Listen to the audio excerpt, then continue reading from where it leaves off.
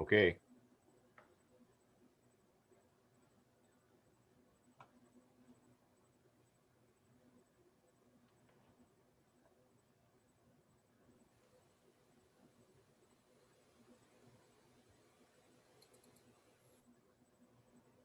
It's recording now. Okay.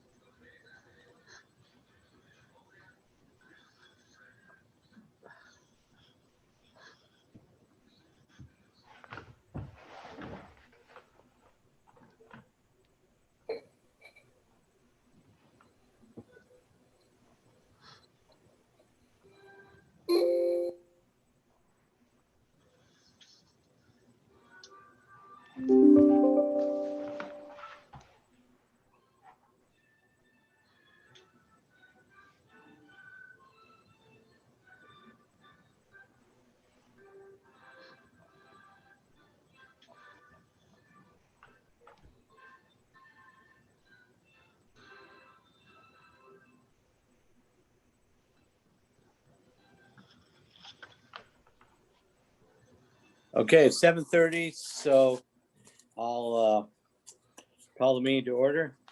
First thing is approval of minutes, February 8th and February 16th, Board of Selectmen's minutes. Good evening, everyone. Is there a motion to approve minutes? So move. Okay. So, yes, so there's motion second. Any discussion? All those in favor? Aye. Aye. Okay. Next on the agenda is public comment.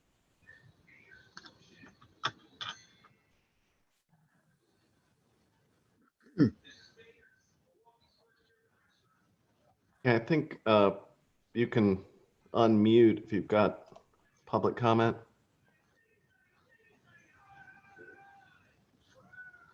So we're picking up, Michelle might have. Michelle, do you have public comment or? I can't hear you. Not right now. Okay. I later. I just on the traffic thing. Okay. Thank you. Welcome. good. Okay, we are hearing a little background noise. Somebody has some, like a television on or something. If we could just make sure that's not overplaying, that'd be good. Okay, so no other public comments. Let's see, next is communications. Had one from Jim Vannicky, the road foreman. We are having it, because of the cold weather, we are having a significant mud season on some of the dirt roads, especially Flat Rocks Road. So we have closed that through traffic. It's gotten rutted up pretty badly. So we have been hauling stone in there to try to firm it up temporarily.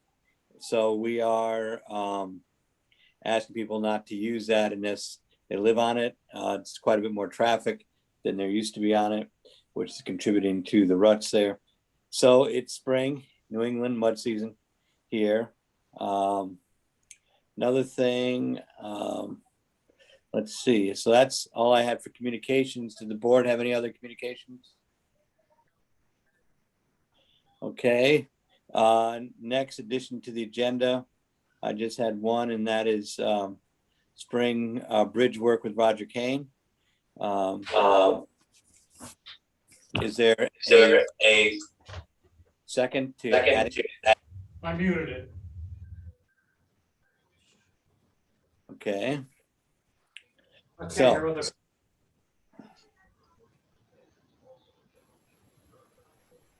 So then there's a second to add in Roger and the bridge work. I second. Any discussion? All those in favor? Aye. Aye. Yeah, so we can put that in after our internet survey, item number 2. And again, that's just preliminary discussion on things. COVID-19 update again. We're hearing some good news as far as rates of infection and hospitalization in the state of Connecticut continue to be on a decline. And that's something we'd all hoped for a long time. But all the health experts are telling us not to let our guard down. The people are still supposed to wear masks in public, even if they've been vaccinated. So we want to continue that. Special note, a couple thank yous. Heather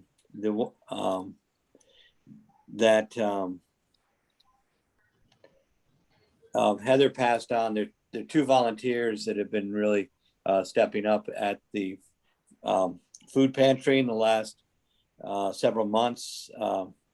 Hallie Lash and Stefana Bottom, and she said they really helped out a lot. So I thank them, but I think it might be good to reward acts of kindness and give them a $50 gift certificate to the Cornwall Country Market as a token of our appreciation. There's a lot of people helping out, but whenever Heather singles people out, they've had to do quite a bit.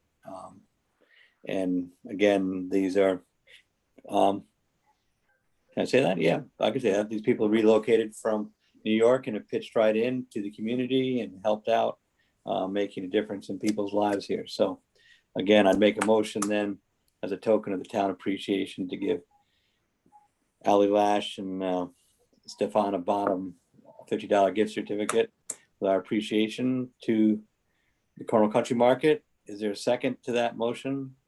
Second. Any discussion? Okay, so anyway, we'll get that underway. All those in favor? Aye. Aye. Aye. And one other thank you goes to Camp Mohawk. The management there opened up their facility during the fall storm. People were out of water and they hosted.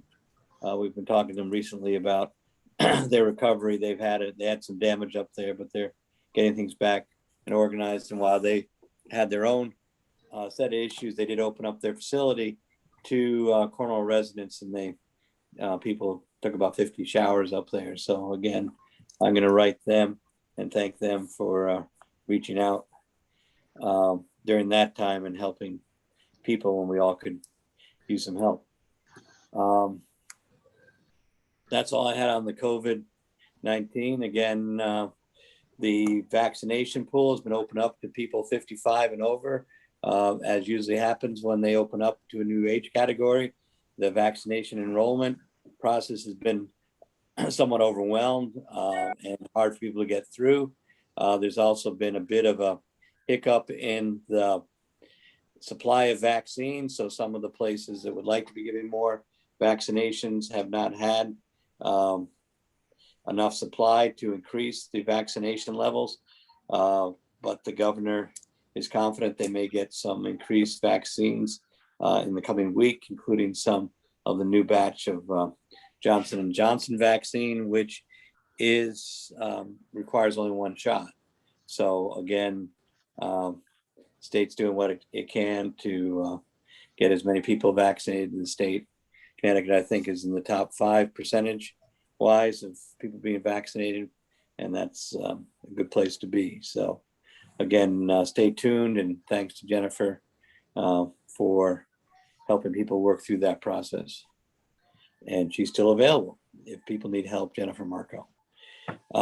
So if there's nothing else on the COVID-19, we'll go into the internet survey. We've got a preliminary copy of the survey report from the committee has been working on this for several months. And it's very thorough, put together well. And Gary Steinkold is here to give a little pitch on what they found and what they're doing with it. I believe there's a townwide forum scheduled for the end of the month, which we're all invited to. So Gary, take it away. Sure. Thanks, Gordon. Yeah. First, thanks to the Board of Selectmen and all 275 Cornwallians who submitted information from the survey. We've collated, put it together. The report is online. It's on the Cornwall CT website in the page for the Cornwall Internet Committee. We also have e-blasted it and put it on the community network. If someone has not received it and wants a copy, they can simply send a message to cornwallinternetcommittee@gmail.com and we will forward a direct copy. I'm not going to go through the details because everything is in the survey summary, the report, including some notable findings. I encourage everyone to go there.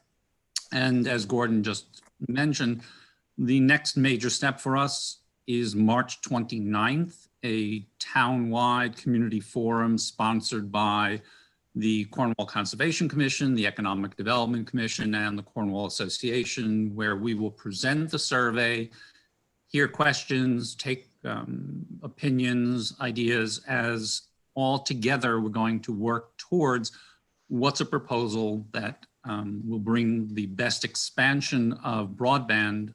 Fiber optic is the focus for the future of Cornwall. That's Gordon and Priscilla Marina, pretty much it. The survey is out. It's given us some good information and it's helping us to move forward. So any questions from the board? Any comments? One thing that sort of jumped out at me, and I don't want to get ahead of ourselves too much, but it seemed like looking at this very broadly that people were somewhat more satisfied with their home internet service than the self-service in their telephones. That's seemed like it jumped out at me pretty heavily. It does.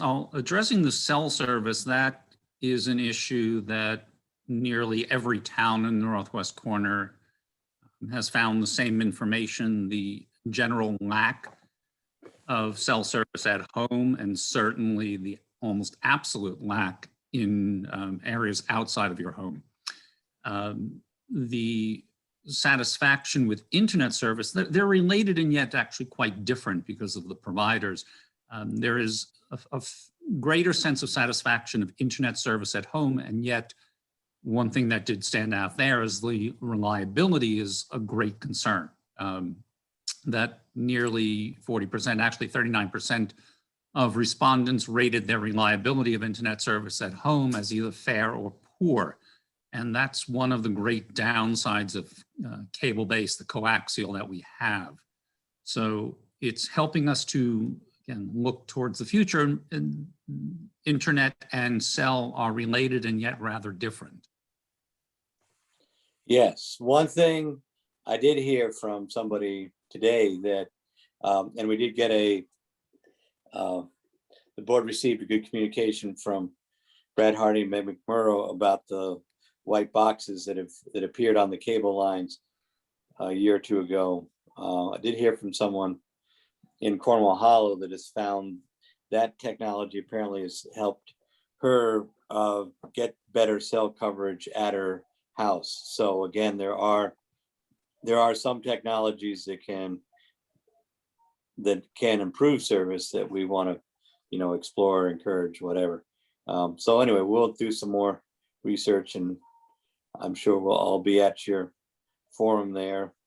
But again, thanks for getting that information out there.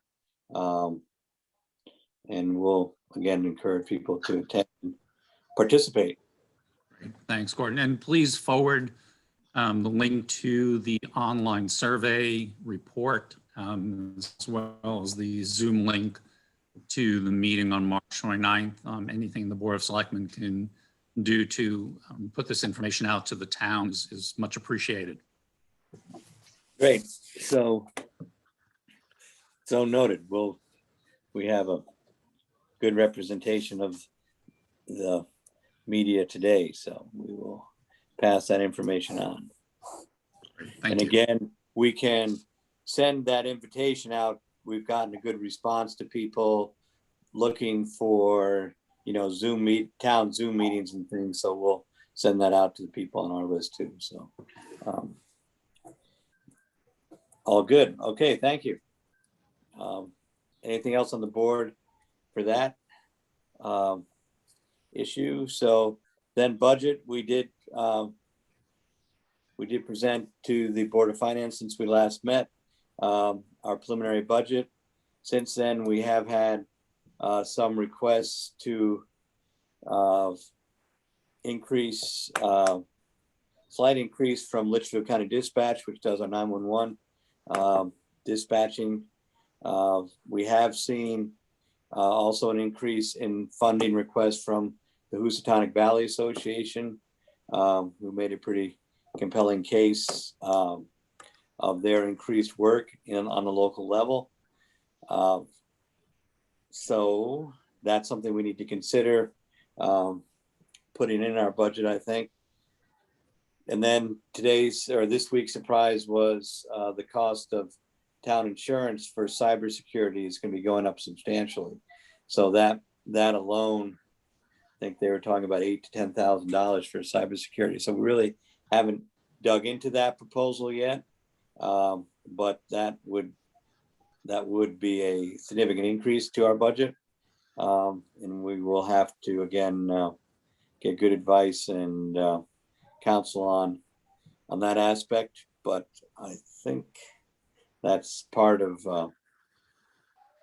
life in 2021, and again, a lot of national issues find their way to Cornwall. So again, I don't have any proposals at this point on where we're going, but I know also the Board of Finance did want us to check back with the Conservation Commission, as they had a percentage increase that was fairly substantial in their budget. And also there was questions for Gear, whether they're still having their adult daycare program and needed funding at the same amount. So there's still more work to be done on our budget. Any other thoughts or comments on it from the board at this point? The school, I believe, presents their budget to the Board of Finance next Thursday. And that's a significant amount of the town expenditures. So people are, that's Thursday night, the 11th. The Board of Ed will present to the Board of Finance. And again, if people want to get the Zoom link, contact our office through Jonathan for that. And then after the Board of Finance meets, they'll take a look at how everything fits together. And they have a meeting the following week to try to sort out where they're at and how things look for the coming year. So quite a bit will be happening as far as pulling the budget together this month. Roger Kane, our next invited guest, is here. And one thing that is outside the regular town budget, because we bonded for it, is our bridge work. And there is, according to our engineering plan, there's about 4 small bridges that need some rehabilitation. 2 on Popple Swamp, 1 on West Road, and 1 on the north part of Town Street. And this is mostly masonry work. We roughly have $70-something thousand left in our budget for this bridge work out of the $1.5 million that was bonded.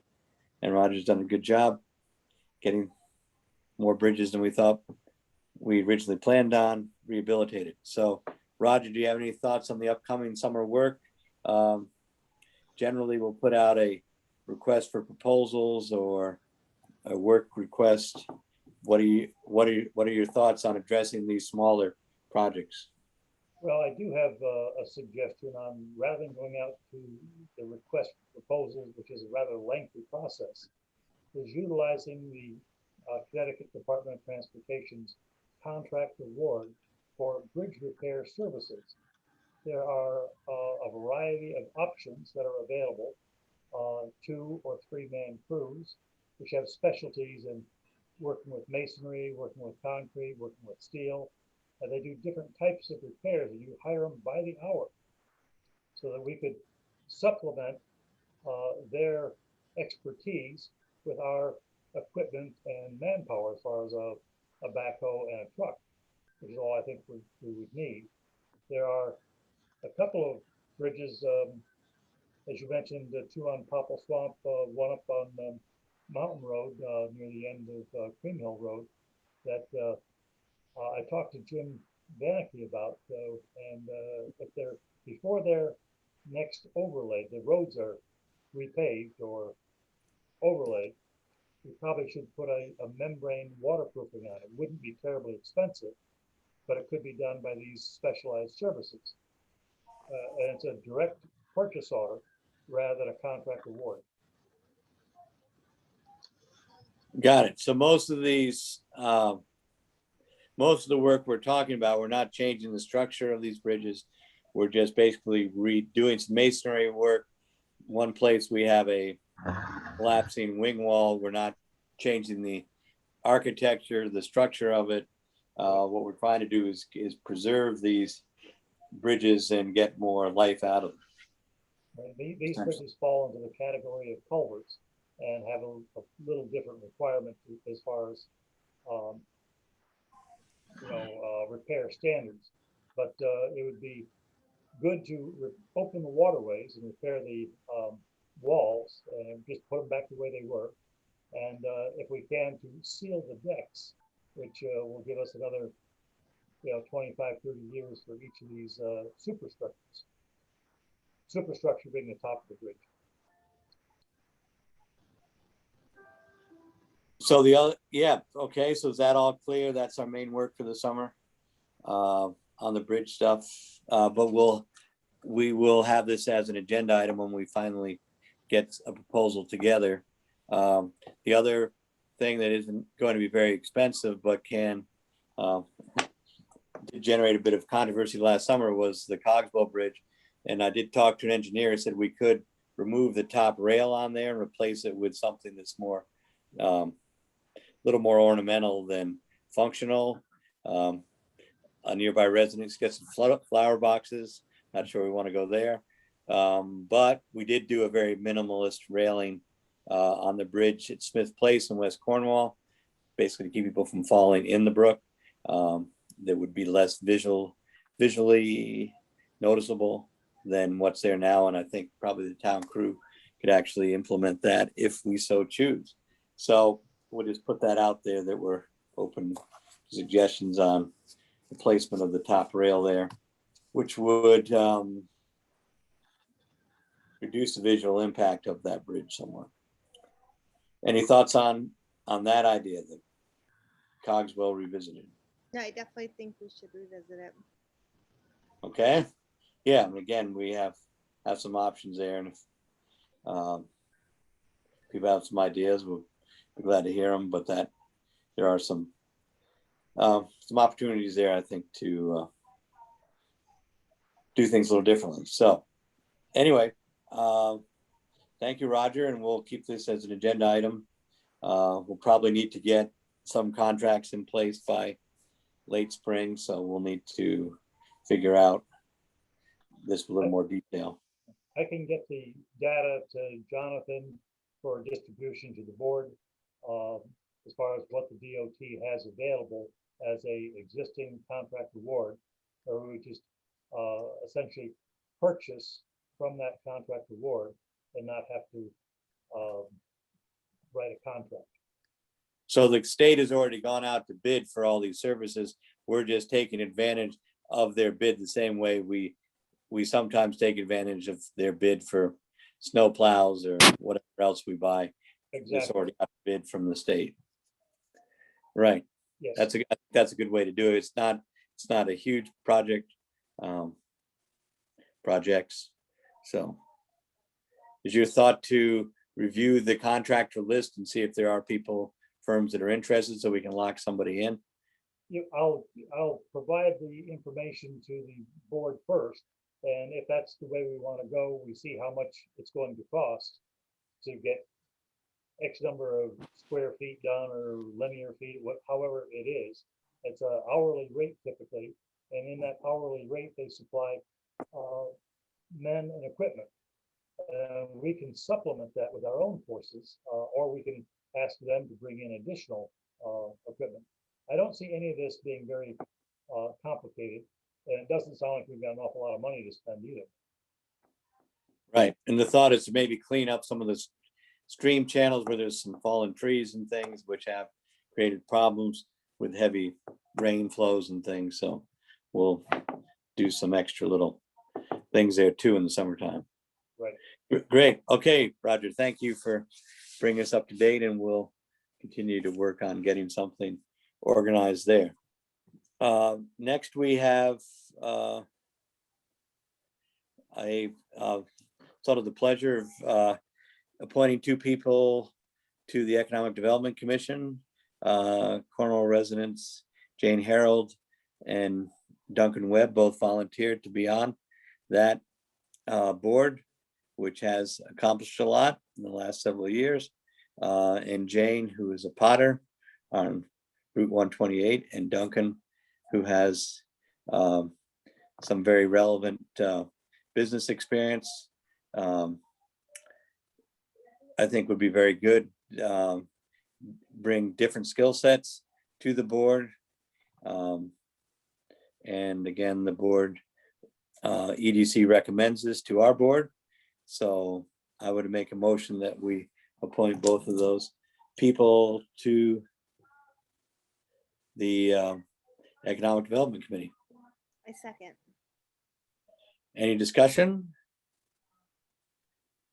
All those in favor? Aye. Aye. Next, we have the Cornwall Bridge traffic plan, which is interesting. It's sort of a long-term issue for the town. And we have received quite a bit of comment from it. I have talked to Rick Lynn at the Council of Governments, who again is a Cornwall resident and also director of this, knowing and being a long-term Cornwall resident, knows the territory very well. And basically the genesis of this again was at one point the Department of Transportation had some consultants that were going to do a quick build program, look at some traffic diversions, look at some different configurations of traffic in Cornwall Bridge and see what would work. The DOT management is not really in favor of that apparently, and wanted a more detailed process. That would be an engineered thing. So I think I talked to Rick a bit today, and I think because we have received quite a bit of public interest on this, and believe it or not, not all the opinions are the same, which is fine. I said to Rick, I think probably the next thing to do is to just have a dedicated meeting towards this, where a few things can be presented. And again, none of this is a real plan as far as there's funding or there's full state approval of any of this. But I think it's opportunity for the board and the town through the board to have input to the state the best we can as far as what are some configurations, from doing very little to doing a lot, and requesting a state, redesign of the Route 4 and Route 7 interchange. So my initial thought would be to forward to Rick and to his state people who are paying attention to this, the comments that we've gotten to date, and then have a special meeting, the Board of Selectmen, that I would chair and welcome opinions, just to hear where people are at this point. And then with Rick standing by as someone that knows how planning process works, he would assist us in channeling that input into some sort of coherent response to the DOT. And again, this doesn't have to be the last word, but at least it will be a beginning word. And I don't think we've ever had a special meeting just talking about this particular issue. And again, a variety of opinions out there, a variety of different interests, but that's fine. So what I'm thinking is looking at my calendar with all the budget things going on, an open evening would be the 12th of April, Monday night. The next, that's in between, that's a week between our meetings. So we don't have a selectmen's meeting that week. We do have P&Z meeting that week on Tuesday, the West Cornwall water issues on Tuesday, and Board of Finance meeting on the Thursday. So anyway, it's a busy week, but I think that sort of makes sense. And also to put out there that Rick does live in Cornwall. He's going to be retiring in June from the Council of Governments. He's done a wonderful job there, providing planning services and interface with the state for a long time, over 20 years, I believe. So he's certainly earned his retirement. And he was before that chair of the Cornwall Planning and Zoning Commission, and is still active in the Cornwall Conservation Trust. So anyway, Rick will be missed, but this is my way also getting a little bit extra out of him on his way out to retirement, which he has certainly well earned. But at least he can steer us in the right direction. The Council of Governments is in the process of hiring a replacement. And we can also ask some of their staff to sit in on this to sort of bridge the transition to a new director. So anyway, what does the board think about that proposal? Basically, the proposal is to have a special meeting of the Board of Selectmen. Only thing on the agenda is a brief presentation discussion of West Cornwall. The thought is we can get some maps together, and John could screen share some of the maps of the Cornwall Bridge, and then people can have their say. And again, I think it will be interesting and a good place to start. Any thoughts? Any more thoughts? Any other So thoughts? this would be an open Zoom meeting, Yes, just it could be- focusing on Cornwall Bridge. correct. The traffic issues in Cornwall Bridge. Yeah. And by having it next month, that means we can get a little, I know the Chronicle is doing a story on this, so it will get in the Chronicle, we'll get publicity. Again, it's a place to start. And again, it is a planning and zoning issue, comes up in the town plan. So again, we can put some planning resources towards this. And again, I think it's just a place to start. And again, the DOT sometimes, as do many state agencies, gets a bum rap, but I found them pretty easy to work with, and not as people feel, oh, they're going to shove this down our throats. I don't think that's going to happen. I think they're doing this to look at, can they make things better? So again, I look forward to working with them, working with some planning people to see what we can come up with. And there's a range of possibilities. So any other thoughts? No, I think it's a great idea. Okay, Priscilla, on board? Yeah. Good. Okay, so we'll put that up there for April. And that'll be April 12th, the Monday. Speaking of April, our next item is the Apriltown Meeting. Again, looking at the calendar, we have an April town meeting we've talked about. I've sent some of the more the slightly complicated issues to the town attorney to get some items ready for the call. We have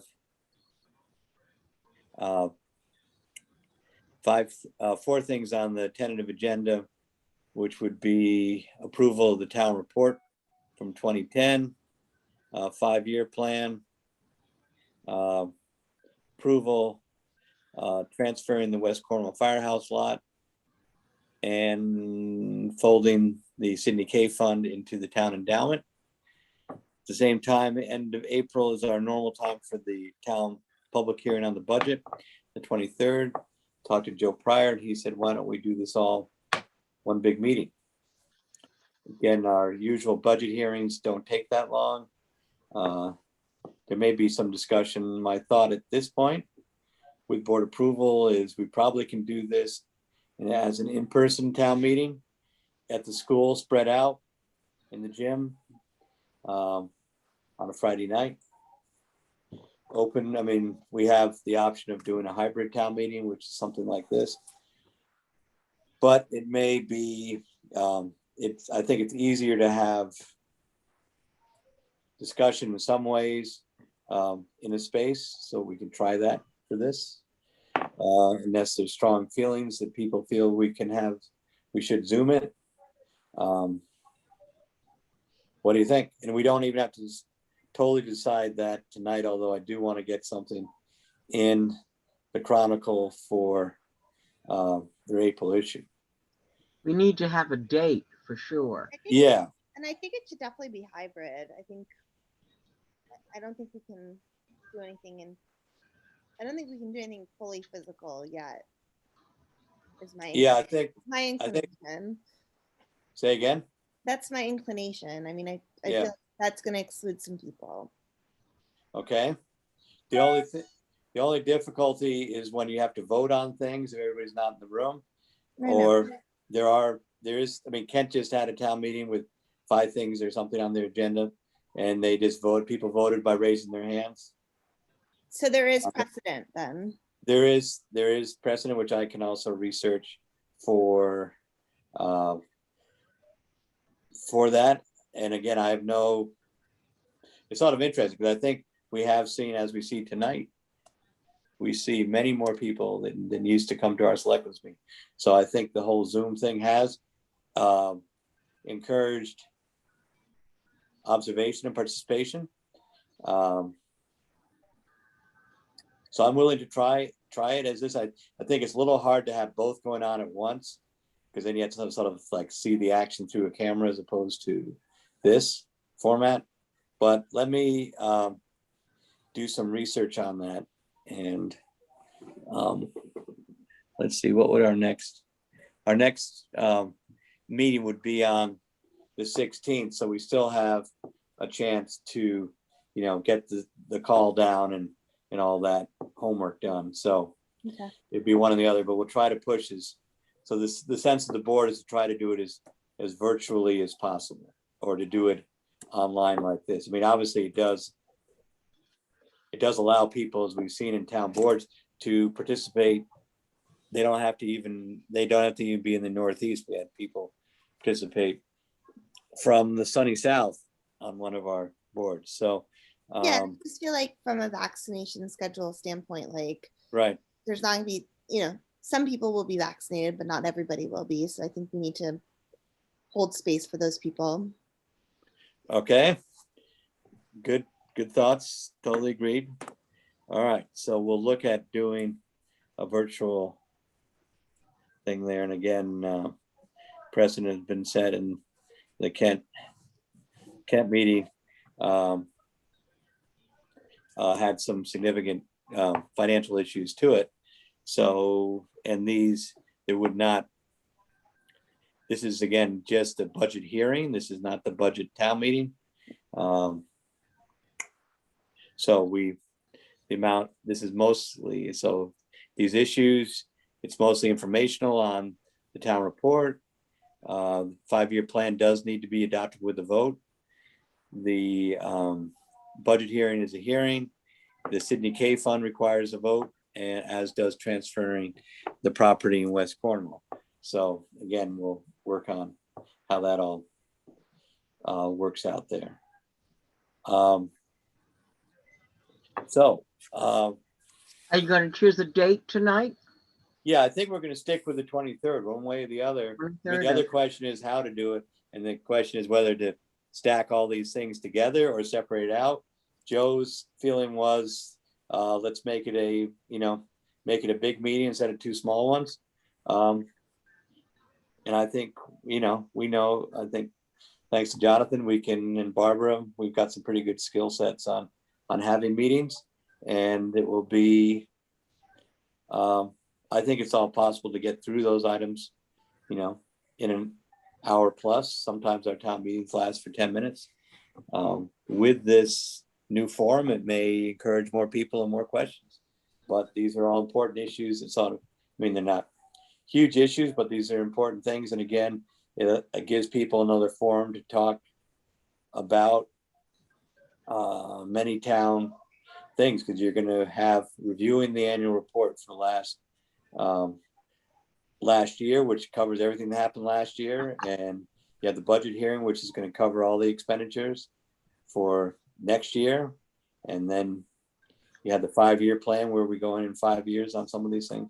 So I think it's I would agree with Joe that I think we should try to get all these things done at one time. Maybe we'll start out with some of the easy ones and build our way up to the more exciting ones. But again, I would be up for that. So we'll shoot for the 23rd, Friday. Okay. Okay. All right. So we will set that time, and we'll have a call to officially call it at our next meeting. All right. Is there anything else on that? So it's now Apriltown Meeting / budget hearing on the April 23rd. So our two big April dates are the 12th for the Cornwall Bridge traffic and the 23rd for the Apriltown Meeting / budget hearing. Also on our radar is the West Cornwall Wastewater Management plan. I did hear from Vera Deneen, the town clerk. One of the holdups from getting the issue in front of the voters last time was the schedule and sort of a tight time frame, especially for town absentee ballots. And so what Vera said was she's been checking with other town clerks, and if we set the date for the referendum vote more than 3 weeks ahead of the vote, she can then have mail-in absentee ballots. So again, if we can set a date, we don't do that tonight, but we've generally talked about a schedule where we'd have informational meetings in June on the issue and have a vote in July. So again, we're not going to have it on July 4th, but maybe mid-July. And if we can set a date well ahead of time, I would think maybe next month we would set a date for the referendum and the informational meetings. We also have to have a town meeting, which probably would be in person, so the sequence of events would be you'd have an informational hearing, which could be informational meeting, which could be virtual. Then you would have an in-person town meeting to discuss the same thing. That town meeting would not vote, but it would be adjourned to a referendum 2 weeks later for the vote. And the vote on the sewer proposal, the wastewater management proposal, as it's formally known, would happen at CCS by machine. So you'd have machine votes, and you can also have absentee ballots to eligible voters available through the town clerk's office. So again, we would set some of these parameters next month, dates. I know the advisory committee has worked on a explanatory text, and they'll present that to the study committee at their next meeting next week on the 9th. So Lisa and Barbara were working hard on that. And then we will see it at our next meeting on the 16th. And I'd like to send it off to the bond council, who will look at it, review it from the state, because again, the town cannot push the vote one way or the other, but it can offer explanations as far as what are we proposing to do. So again, a lot of things going on the calendar. But again, getting some of these smaller items together, out of the way in April will free up May for our budget, and have a informational meetings in June, then a vote on the West Cornwall proposal in July, which sounds like a ways away, but I think to do the proper publicity and warn people, there's a lot of, because also people should know that it's not just electors of the town, but it's people that are property owners that have, I think, $1,000 worth of accessible property are also able to vote. So that makes the voter pool much greater than the 1,100 electors that are in the town. So again, I would expect a pretty heavy turnout, as we are talking about a $5 million appropriation, which we hope to get 45% of it paid by a USDA grant. But even the 45%, it's a major appropriation for the town that people should look at, its benefits, its costs. So that's sort of where I think we're at with that, but we're on a time frame to get that in front of the voters this summer. Any other thoughts on that? So stay tuned. The other thought is, as we are busy, we do have a housing task force that's been meeting once a month for the last 2 months. And the thought came up too, it's in our goals that we were going to have a housing forum last spring, but COVID got in the way. So the thought is to have a virtual housing forum again, or for the first time this April, this May. So probably early May, we could have a housing forum, and it would be fairly simple. There wouldn't be any votes. There wouldn't be any huge concrete proposals, but again, it would be a forum in which townspeople can listen to some brief introductory comments from the people who are working on the housing task force. What are they proposing? We do have some people on that task force that are very knowledgeable about housing and could make some very short presentations about opportunities in the town. But I think it's good to give townspeople an update on what's going on. Certainly the housing market in Cornwall is, I think, been described accurately as hot at the moment. It's certainly become much more expensive in the last year. So the issues of housing access have not gone away, and in fact, probably gotten more severe. So this is also a statewide issue. It's a nationwide issue. A lot of things are going on with housing. How do you house young people, older people in a way that's accessible to many people? So anyway, there was talk, I've talked to people down at the National Iron Bank that they have a program in Norfolk, where they set up a fund where depositors can set up deposits for people to get reduced loans for first-time home buyers. So again, just encouraging that kind of thing. None of this is, I don't think there's any silver bullets, but there are some good ideas. And putting something that in place, I think would be good. So that might be a presentation to have. So again, this would be a dedicated meeting. Don't have a date yet. It will not be on the night of our budget vote, which is the 21st of May. Again, I'm not sure the state is quite figured out whether that's going to be a vote of the boards, whether that's going to be a town meeting vote. On the 21st of May is when it's scheduled at this point. But we would have probably a housing forum early May, just to give an update on where things stand on this. So again, board reaction, last meeting, we're all on board, no pun intended. With that, try to again give people access to an important idea, hear some different perspectives, and proceed. So, and then we can look forward to August, taking the rest of the summer off. But anyway, there's a lot of things going on, but I think that sets out a reasonable schedule to get a lot of these important issues either in front of the people or in front of the voters where it needs to move things forward. So any other thoughts on that? I just had a question, Yes, Gordon. Bill. What do you have for Friday the 21st? I didn't quite understand that.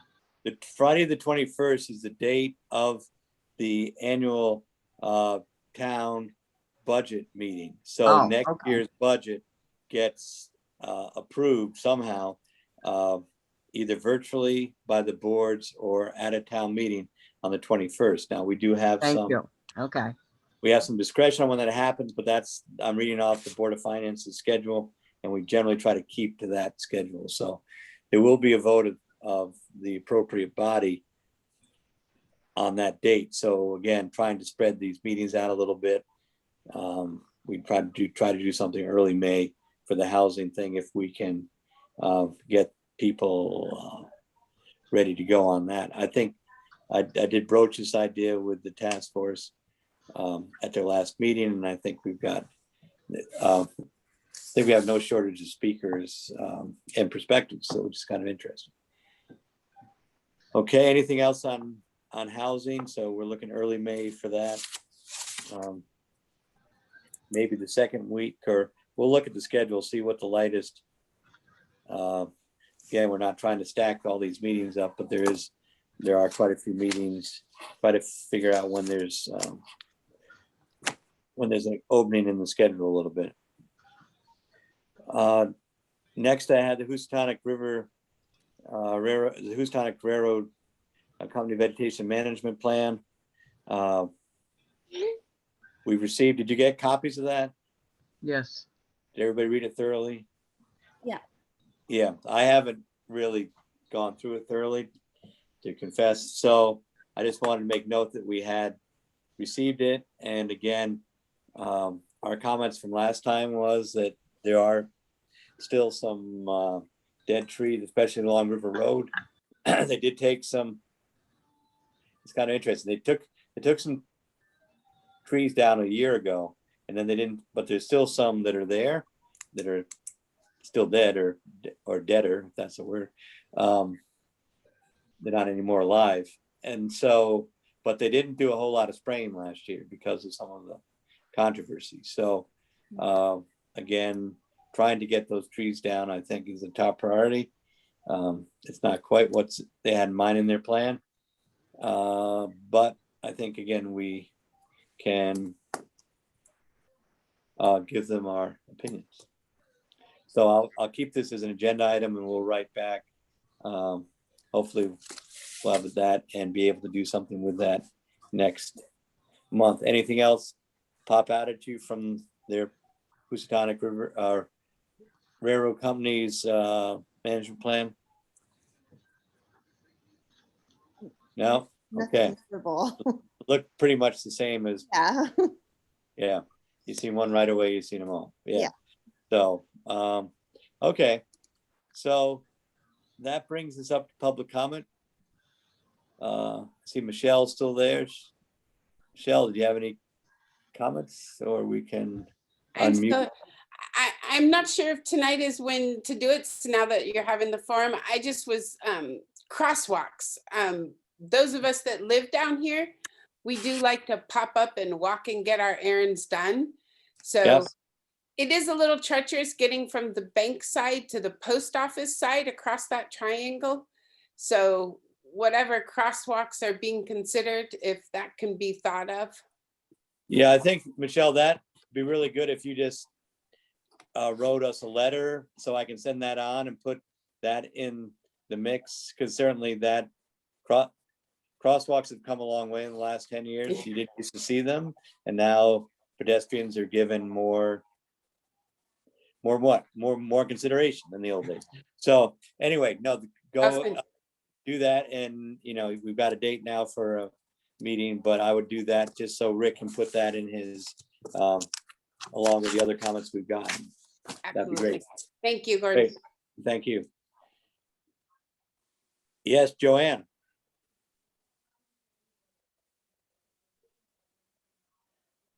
I think you're, Joanne, if you're still muted there, I think.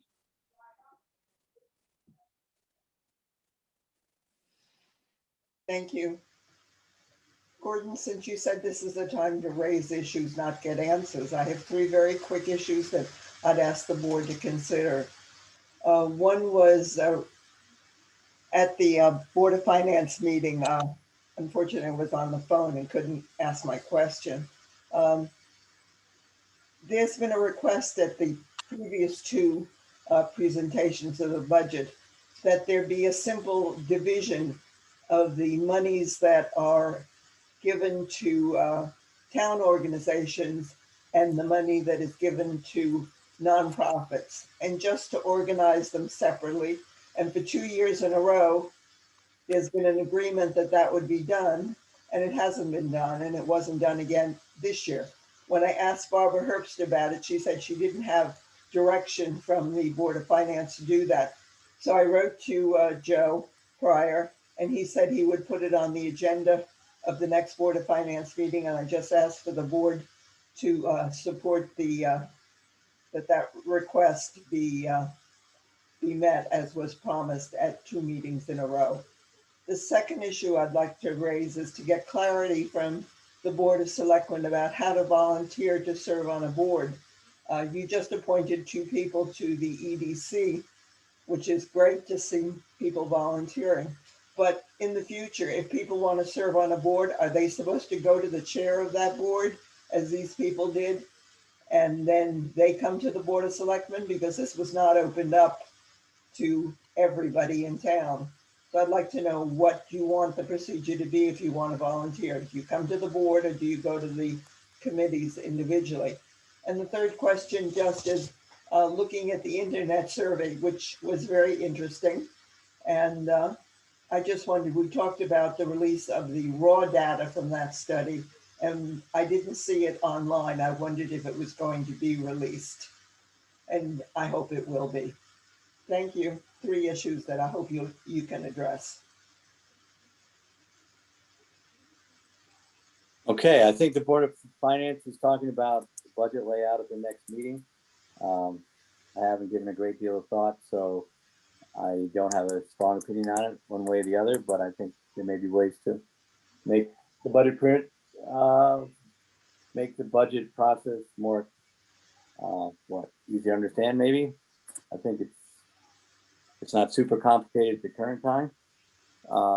Second was on, we did publicize in our meetings when there are vacancies, and people did find out about that. They go to our board, and we sent those biographies onto the EDC, make sure it was a good fit, and it's a great fit. So I think it depends on where the vacancies are. Generally, we do put out a list of vacancies, which we have in the past. The Board of Selectmen generally appoints most of the vacancies. Board of Finance, and I believe Board of Ed, I'm pretty sure they fill their own. Not sure about planning and zoning, but the Board of Selectmen does most of the other vacancy filling. And again, we put out a list of things that are open. So the third question was, refresh me on the third one. Yeah. The raw data in the Raw data. I think the raw data is going to be available. I heard that early on. So it is. Anyway, I'm not there's Johan coming out from the Great Forest. Yeah, I'm here. So I've just emailed Gary and let him know what Joanne's concern is. and hope that certainly available. We're not hiding it, so we're hoping to make it public. I'll have to find out from him how that might be done. Thank you. And I might add also my experience, I sit on Park and Rec, that when we have vacancies, we usually put the word out. It gets around town, word of mouth. And then usually a candidate will come to that committee, in this case Park and Rec, but it could be, I suppose, any other committee. And the committee usually interviews the person, talks with them a bit, and then has a vote on forwarding it to the selectmen for the final approval. Thank you, Johan. Yep. Okay. Any other public comments? Hector? Yeah, I have two quick questions about the Cornwall Bridge traffic plan meeting on April 12. One, I hope that it will be very widely publicized in the Chronicle and CCN and otherwise, so that we can have a full discussion and all points of view. And number two, it's not very clear to me what will be shown at the meeting. Gordon, you mentioned that some maps and things will be shown, and you've invited people to write letters. But if you don't know what's going to be shown, it's a little hard sometimes to write the letter. So again, I hope that there will be as much transparency on this as possible. Yes. Okay. Yes, I mean, there was, see, again, I think it's important to read too much into this, the study that was put out or the plan that was put out, but that will be presented. I think we'll research that, but I don't want to give that too much weight. But that'll be on hand as well as just a map, property map of that intersection where lines are, where, I mean, a very important thing is the situation as it is now, and where our current access is, where our access points to properties and businesses. So we can get, I mean, that's the main one. And I'll talk to Rick, see what else they have in store, but those are the sort of the main presentations. Yeah. Okay. Thank you. You're welcome. And I Yeah. have a question about that very same meeting on Monday, the 12th, that I know Hector would want to know. What time do you suppose it's going to start? I think we'll start at 7. 7? Yeah, just because, again, that I'm anticipating there may be a few opinions that need to be discussed. So give ourselves a little more time. In the same way at the town meeting, we may start that a little earlier so we don't nod off. But I don't, again, I think that's a fine time. 7 o'clock. Yes, Caroline, did I see your hand up? I'd like to talk about some exciting internet news that the state is doing. And I was wondering, Gordon, you probably know about it. It's a bill that Governor Lamont is proposing called HB 6442. And it basically is going to have a real direct impact on all Cornwall residents in putting kind of the internet providers' feet to the fire and making it easier for us to get services that we're paying for and giving Pura regulatory authority over it. There's a whole bunch of things giving affordable internet to everyone in Connecticut by 2022. And I was hoping that you could kind of send out a link to, there's going to be a public hearing on that bill, March 9th. And perhaps you could send out a link so that people could participate. And I was wondering if you're going to be there in some form. That was the first question, if you want to answer first. Then I had 2 other things to add about internet. Yeah, I have talked about this with, I heard the governor say this is one of his top priorities, is making sure people are connected, or increasingly also concerned about underserved areas. Is a big concern of his. Not just the commercial hotspots. So again, I've talked to Maria Horn quite extensively about this because I know she is quite a voice in Hartford. And I will check back in with her, and I'll probably get some written testimony together And I can find out the link. Yeah, I can put that out there. Yeah, that's great. 'Cause it's hard to find that know link. that- It's hard to find that link. So I don't know. I don't even know where it is. Well, again, the way the legislative process works, a lot of times they don't set the hearing calendars until almost right at the hearing. So, you know, or a day or two before. So it depends on the scheduling thing, but I could find, the important thing is I can find out from Maria what committee is having the hearing. And the standard thing is that then you can write written testimony, so you don't have to wait around with 50 other people waiting to get your 3 minutes, but you can have written testimony and submit that. So at least you'll get into the committee process that way. So, Okay, thank you. What is Yeah. so that? I'll find out the committee, find out where people should write letters to, I What is think. the bill's name again? Sorry. HB 6442. Okay, thank you. And I think also it offers, I think it's going to require fiber optic speeds. And then on the subject of fiber optic, there was another really great meeting in Litchfield that everyone can watch if you go to the Litchfield Broadband Commission site on the town website, or the link. And it was with Optimum VPs. Did you hear about this too, Gordon? There was this meeting and they basically, described their rollout for fiber optic in Cornwall in our area, in our area. And it was really interesting to kind of hear exactly what the plans are and what they're doing right now to implement that, which could be useful information for everyone. Right. And so, yeah, my thought is, was Esme Leonard there? Yeah, she was there. And then there was a senior VP and two other VPs who were Yeah. handling the rollout. Yeah, so maybe we can get a summary from her or them on what they're doing. They had said the next year or two, which again would be huge news. So, and again, we maybe can get somebody at one of our meetings to give our little update from Optimum. This is Optimum, correct? Yeah, it's Optimum. Yeah. And then the last thing is a little tip for anyone who has poor cell phone service at their home. There should be the capability now to run that through your cable, your internet service.